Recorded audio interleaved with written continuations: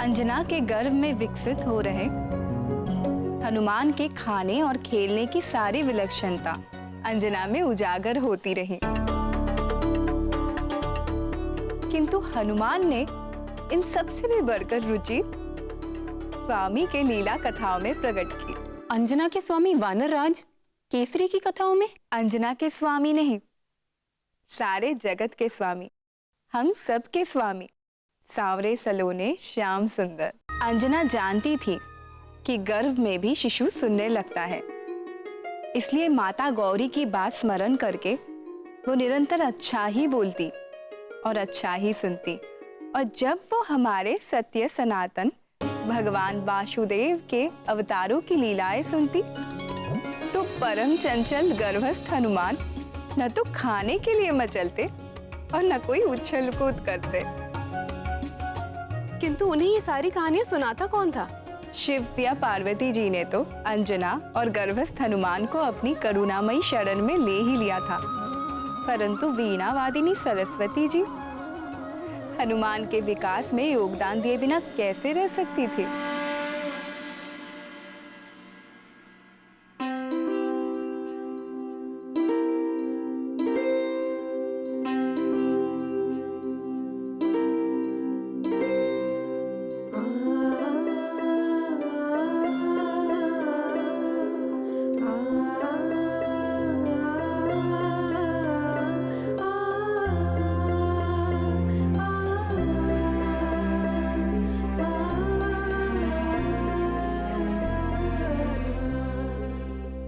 देवी अंजना, आज मैं आपको ध्रुव लोक के ध्रुव तारे की कथा सुनाऊंगी। आकाश में स्थित ध्रुव नक्षत्र अपने पूर्व जन्म में मनुष्य थे। वे 5 वर्ष की अल्प आयु में ही उन्होंने भगवान वासुदेव को अपनी निर्मल भक्ति से प्रसन्न कर दिया और इस परम दुर्लभ पद को प्राप्त किया। ध्रुव के पिता राजा उतानपाद की 2 रानियां थीं।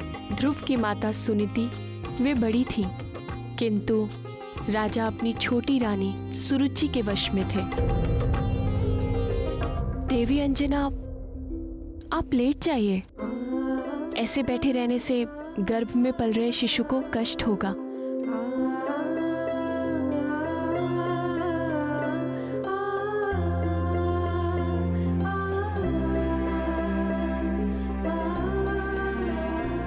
राजा सदैव ध्रुव की सौतेली माँ और उनके पुत्र उत्तम के पास ही रहते। ध्रुव को कभी भी अपने पिता का प्रेम प्राप्त करने का अवसर ही नहीं मिलता। एक दिन जब राजा उतानपाद ध्रुव के सौतेले भाई को अपनी गोद में खिला रहे थे, तब ध्रुव का मन भी पिता का प्रेम प्राप्त करने की लालसा जागी। वो अपने पिता की गोद में जा ही रहा था कि उनकी सौतेली माँ ने उनका हाथ खींचकर उन्हें नीचे ढकेल दिया। सौतेली माँ के कटु वचनों से बहुत ही आहत हुआ। ध्रुव की माता सुनीति चाहकर भी अपने पुत्र को पिता का प्रेम दिलाने में समर्थ नहीं थी। इसीलिए उन्होंने ध्रुव को परम पिता भगवान नारायण का प्रेम प्राप्त करने के लिए उनकी भक्ति करने का उपदेश दिया।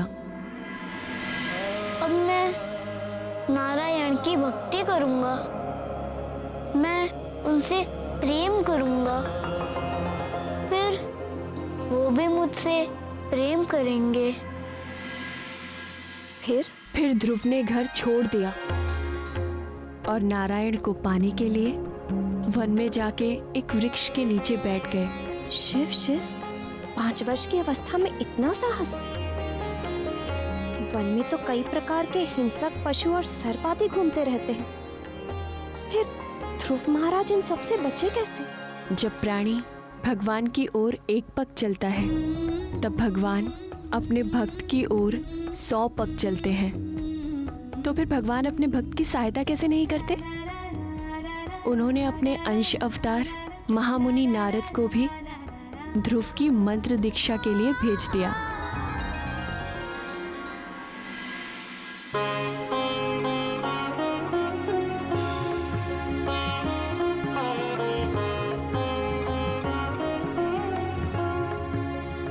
मेरे पीछे बोलो वत्स।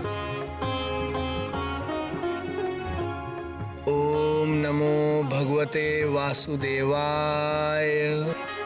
ओम नमो भगवते वासुदेवाय। ओम नमो भगवते वासुदेवाय।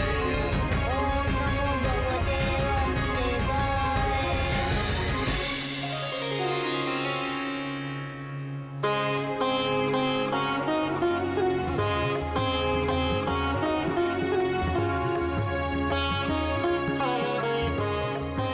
ये परम गुप्त द्वादशाक्षर मंत्र है पुत्र।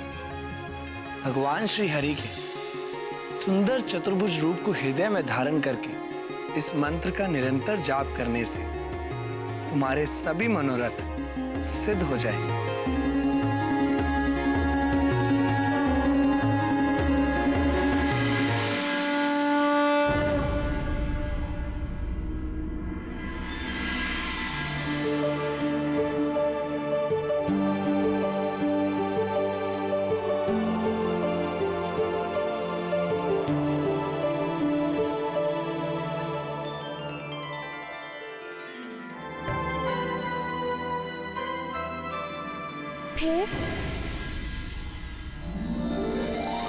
फिर क्या हुआ?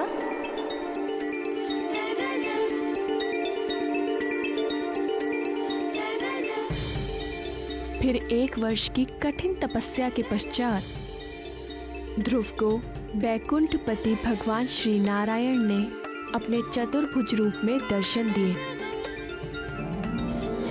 ओम नमो भगवते वासुदेवाय। पुत्र,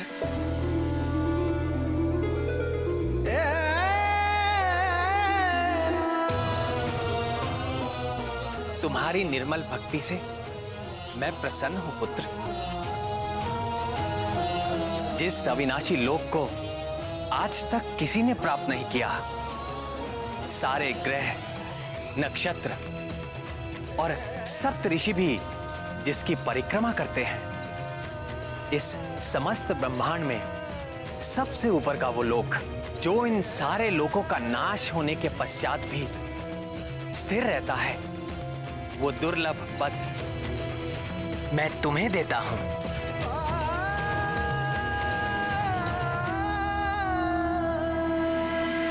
आशीर्वाद के पश्चात ध्रुव ने वर्षों सफल जीवन व्यतीत किया और अंत में ध्रुव तारा के रूप में स्थित हो विख्यात हुआ।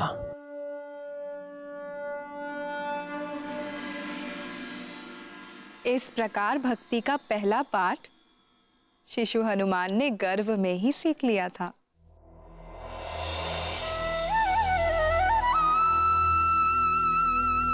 ये समस्त ब्रह्मांड मेरे वश में है, किंतु मैं अपने भक्तों के वश में हूं।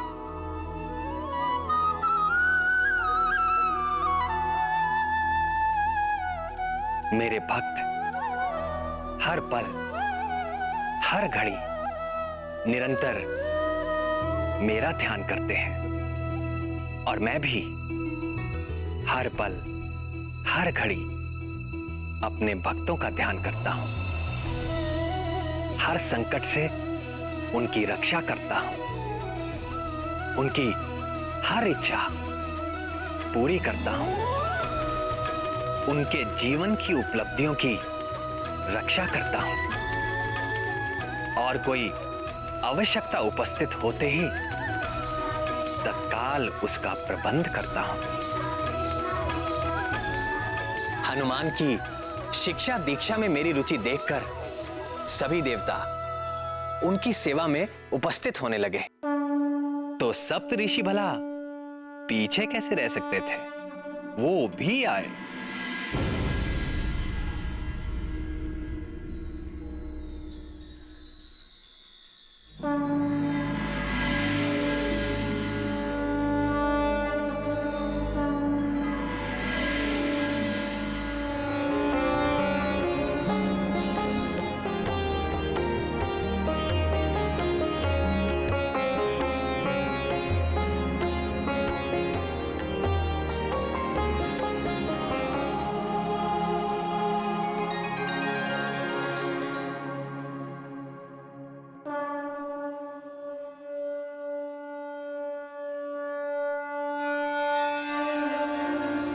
फिलहाल हनुमान की नित नई लीलाओं से आनंदित होते हुए अंजना के गोद भराई का समय आ पहुंचा।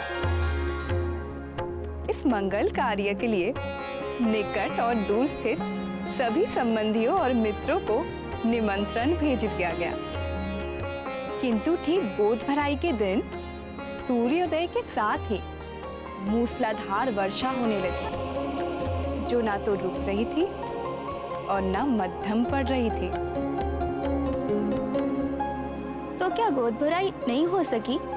मंगल मूर्ति हनुमान के जीवन में ये कैसा मंगल आ गया दीदी? इसी चिंता से तो अंजना भी व्याकुल थी।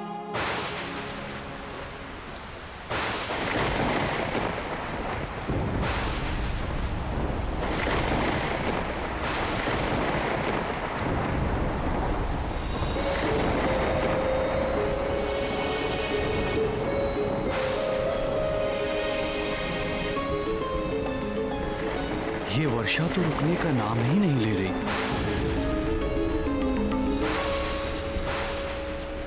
तुम निराश ना हो अंजने। ऐसी भी वर्षा नहीं हो रही कि लोग आ ना सके। मार्ग में कहीं रुक गए होंगे, आते ही होंगे।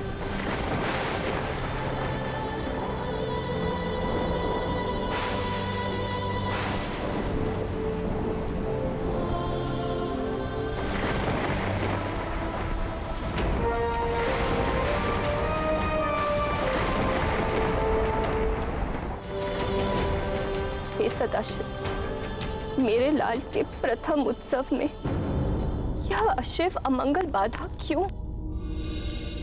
आपने तो कहा था कि वो आपका तेज होगा।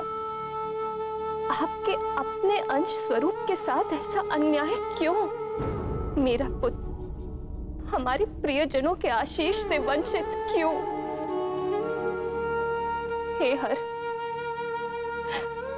मुझ दुखियारिन का दुख दूर कीजिए।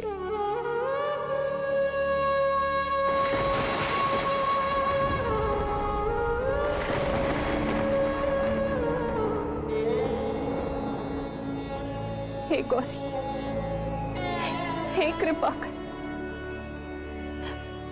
आप तो जगत जननी जगदम्बा हैं। आप तो भोले बाबा की तरफ विरक्त वैरागी नहीं है माँ। आप तो अपने संतान के दुख दूर करने के लिए सदैव तत्पर रहती। यदि मुझसे कोई भूल हो गई हो तो उसका दंड आप मुझे दीजिए, किंतु गोद भराई के इस पावन अवसर पर मेरे लाल को आशीर्वादों से वंचित मत कीजिए। हे ममता मई मां, मैं अपना आंचल फैलाकर आपकी ममता की भीख मांगती।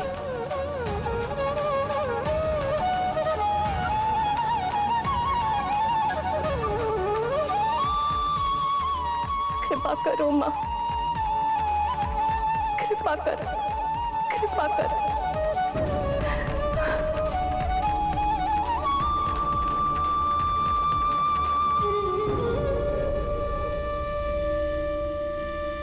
मैंने तेरी पुकार सुन ली है पुत्री, धीरज रखो। गोद भराई होगी, पूरे अनुष्ठान के साथ होगी और तुम्हारे पुत्र को आशीर्वाद मिलेंगे, और ऐसे जैसे किसी को ना मिले होंगे।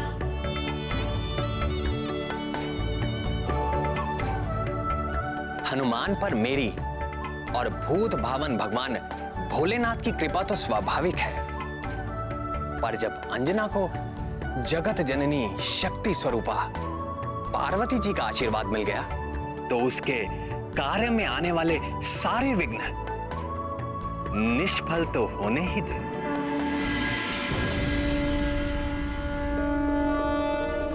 देवी लक्ष्मी, देवी सरस्वती, आइए इंद्राणी सची देवी, चंद्र मोहिनी रोहिणी, आप भी आए। भानुप्रिया संज्ञा, देवी छाया, इस मंगल कार्य में सम्मिलित होने के लिए आप दोनों भी आइए।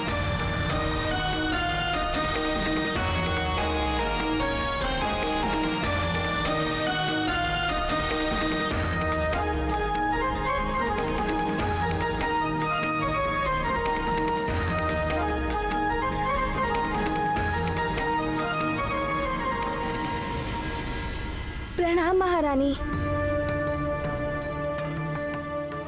क्या हुआ? तुम इतना हाँफ क्यों रही हो? वो आ गई। कौन? हमारे संबंधी? वो तो नहीं आए, पर कुछ सुहागनें आई हैं। बहुत खूबसूरत सजी धजी देवियों जैसी, और साथ में खूब सारे उपहार भी लाई हैं।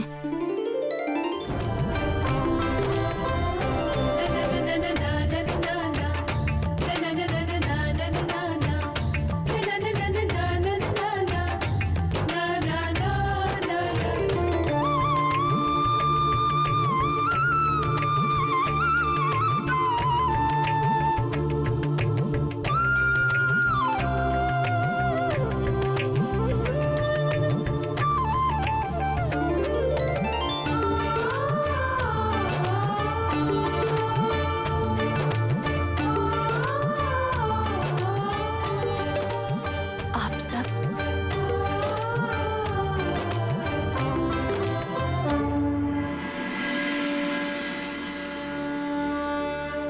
अच्युतानंद गोविंद नामोच्चारण भेषजाल नश्यन्ति शकला रोगः सत्यम सत्यम वदाम्यहम्।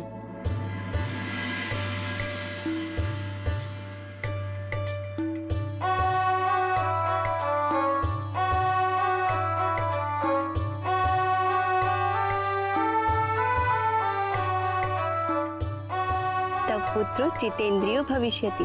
मेरा लाल सभी इंद्रियों को जीतने वाला होगा।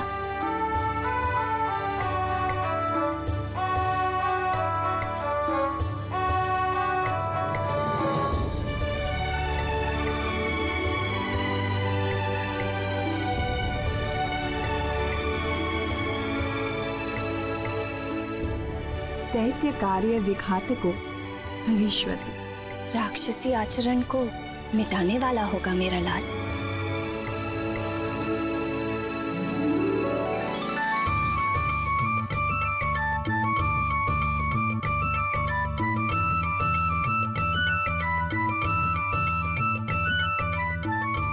वेद विदांग विशारदो भविष्यति।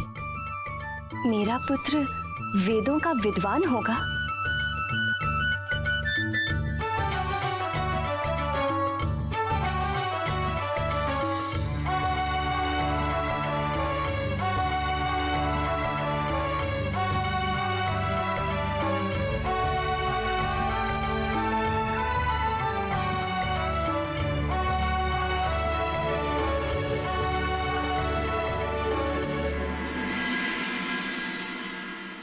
भोले जैसा भोला होगा, नारायण जैसे नटखट होगा, ज्ञानी और तपस्वी होगा। पर कौन? तेरा लाल।